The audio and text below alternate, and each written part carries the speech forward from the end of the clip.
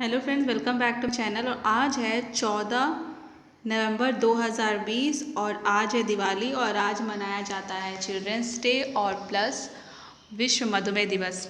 तो हम लोग पढ़ने वाले हैं एडिटोरियल सेक्शन, पांचवें न्यूज़पेपर है। बढ़ी सरकार की निगरानी, डिजिटल मीडिया पर नज़र। अब OTT प्लेटफॉर्म और डिजिटल मीडिया सूचना एवं प्रसारण मंत्रालय की समीक्षा के अंतर्गत आ गए हैं। अब तक इस क्षेत्र पर सरकार की नज़र नहीं थी। अब मंत्रालय तय करेगा कि हमारे लिए क्या अच्छा है और क्या बुरा। इन मामलों में रचनात्मकता तथा नियंत्रण के बीच संतुलन बनाए रखने के लिए मध्यम मार्ग पर चलना होगा। पूर्व अमेरिकी राष्ट्रपति रोनाल्ड रीगन ने एक बार कहा था, सरकार का अस्तित्व हमें एक दूसरे से सुरक्षा देने के लिए है।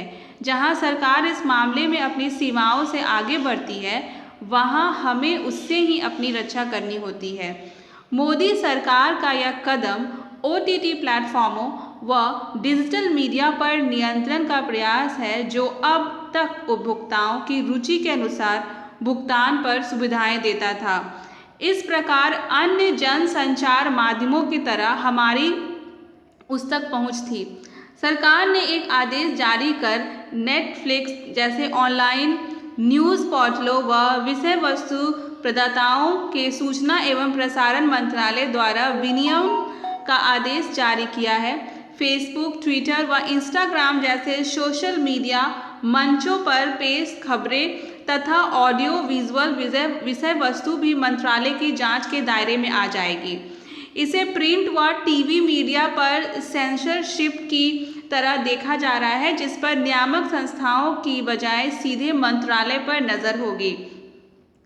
अब तक प्रिंट मीडिया पर प्रेस काउंसिल ऑफ इंडिया तथा टेलीविज़न मीडिया पर news broadcasters standards association NBC जैसे नियामक संस्थाओं की नज़र रहती थी। इसके अलावा अनेक वर्तमान कानून और आत्मनियंत्रण व्यवस्थाएं हैं, जिनके माध्यम से उद्योग विषय वस्तु पर नियंत्रण कर यह सुनिश्चित करता था कि बाल अश्लीलता या आतंकवाद जैसे संवेदनशील विषयों पर कोई सामग्री न आने पाए। लेकिन अब फेक न्यूज़ व भड़काऊ सामग्री पर कठोर नज़र रहेगी।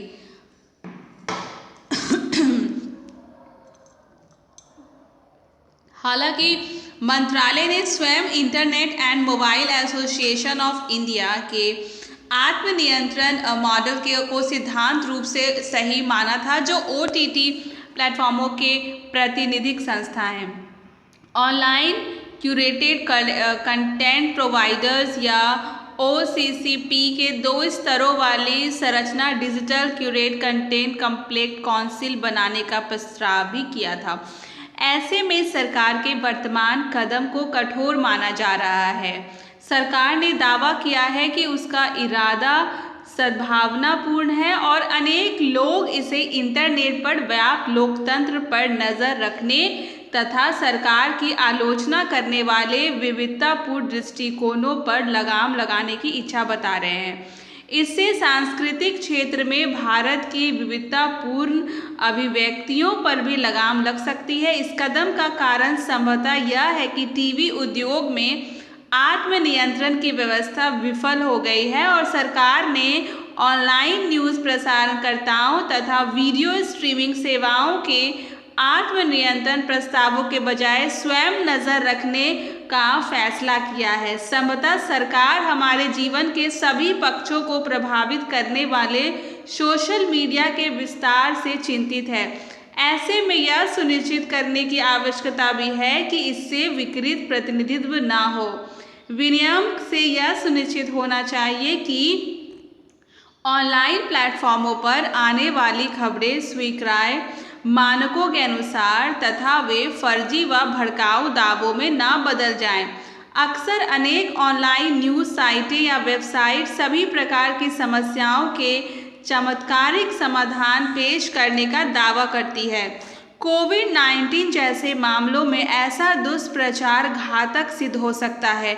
इन साइटों द्वारा फैलाई अफवाहों से होने वाले नुकसान के मामले भी सामने आए हैं, लेकिन मंत्रालय ने पहले पूर्व लाइसेंस जैसी व्यवस्था की आवश्यकता से इनकार किया था। उसने दिल्ली उच्च न्यायालय को बताया था कि आईटी कानून व भारतीय दंड संहिता स्ट्रीमिंग प्लेटफॉर्मों के खिलाफ शिकायतों से निपटने के लिए काफ़ी है।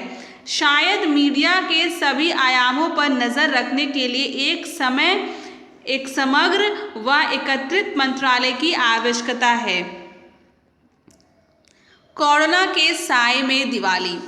कोरोना का संक्रमण 9 माह के बाद भी खत्म होता नजर नहीं आ रहा है। होली के बाद तमाम त्योहार घरों की चारदीवारी में ही मनाने को मजबूर जनता इस बार दिवाली के धुन में मगन तो रहेगी पर धड़ाका नहीं कर सकेगी। वैसे बिगड़ते पर्यावरण के मद्देनज़र यह ज़रूरी है, पर पटाखों के बिना इस त्योहार का मज़ा भी किरकिरा रहेगा। लोग भी संयम रखें और बहुत थोड़े से खर्च में अपना शौक पूरा करके त्योहार मनाएं।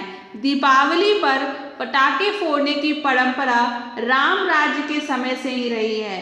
तब उस समय प्रचलित आतिशबाजियों का उपयोग होता था। आज ज़माने का रंग अलग है। दीपावली पर पटाखे फोड़ने की एक वजह बरसात के बाद उत्पन्न हुए कीट पतंगों के नष्ट होने से भी जुड़ी है, जो इसके धुएं आदि से नष्ट हो जाते हैं। इसके अलावा भी कई वजह हैं। कोरोना से बिगड़े हालातों ने इस बार पटाखों के शौक से भी लोगों को वंचित किया है, जो हालातों के मान से ठीक ही हैं। आज अगर धुएं से वातावरण प्रदूषित होता है तो फिर संक्रमण का डर बढ़ेगा।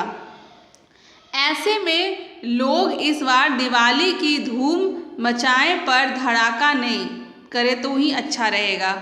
तो ये था आज का संपादकीय जो पायनियर न्यूज़पेपर से लिया गया है। जैसे कुछ हेडलाइन है, दीपावली से लेकर छठ तक ज़्यादा चौकसी बरते, योगी जी ने कहा।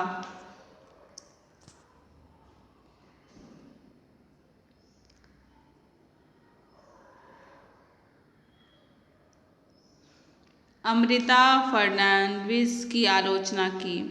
निमोनिया डायरिया से बच्चों को बचाने में भारत की उपलब्धियों को नुकसान पहुंचा रही है कोविन। जांच में कोई कोताही न बरती जाए।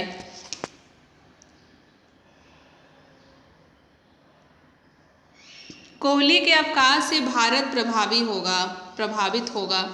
प्रतिभा की कमी नहीं, आईपीएल विस्तार के लिए तैयार द्रविड़। ट्रंप के धोखाधड़ी के दावे खारिज। बढ़ रहा कोरोना का कहर, ट्रंप नहीं ले रहे दिलचस्पी। हाथी का पीछा करने पर मेरी तो जान ही सूख गई थी, ये बोला है प्रस्तुतकर्ता स्टीव बैक्सेल ने।